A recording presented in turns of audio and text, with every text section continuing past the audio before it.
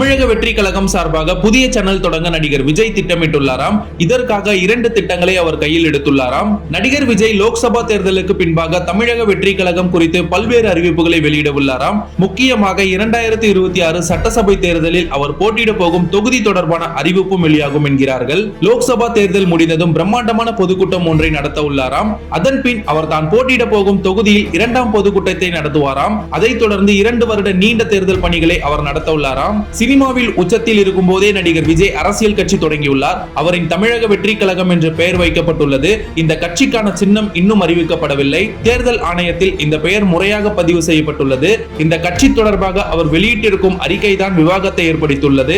அதன்படி அவர் மதுரை அல்லது கோவை 2 இடங்களில் ஒன்றில் முதல் பொதுக்கூட்டத்தை நடத்த திட்டமிட்டுள்ளாராம். 2024 லோக்சபா தேர்தல் முடிந்து பெரும்பாலும் மே கடைசி வாரம் இந்த கூட்டம் நடக்கும் என்கிறார்கள். இதில் விஜயின் கட்சி கொள்கைகள், விஜய் தலைவரா பொதுச் செயலாளரா, கட்சி சின்னம், கொடி கலர் எல்லாம் முறையாக வெளியிடப்படும். கட்சி நிர்வாகிகள் அறிமுகம் செய்யப்படுவார்கள். அதோடு கட்சியின் எதிர்கால திட்டங்கள் என்னென்ன என்பதையும் அவர் அறிவிப்பார் என கூறப்படுகிறது. தமிழக வெற்றி கழகம் சார்பாக புதிய சேனல் தொடங்க நடிகர் விஜய் திட்டமிட்டுள்ளாராம். இதற்காக 2 திட்டங்களை அவர் கையில் எடுத்துள்ளாராம். அதன்படி புதிதாக ஒரு சேனலை தொடங்கலாம். ஆனால் புதிதாக சேனலை தொடங்கினால் அனுமதி வாங்குவது தொடங்கி அதை பிரபலம் செய்வது வரை பல விஷயங்கள் கஷ்டமாகும். அதே சமயம் ஏற்கனவே உள்ள சேனலை வாங்கினால் அதை எளிதாக பிரபலப்படுத்த முடியும். இதனால் ஏற்கனவே உள்ள விஜயகாந்தின் கேப்டன் டிவியை விஜய் வாங்க பேசி வருகிறாராம். தளபதி டிவி என்ற பெயரில் சேனலை நடத்தும் திட்டத்தில் விஜய் இருக்கிறாராம். விஜய் டிவி என்று ஏற்கனவே உள்ளது. இதனால் அதே பெயரை வைக்க முடியாது.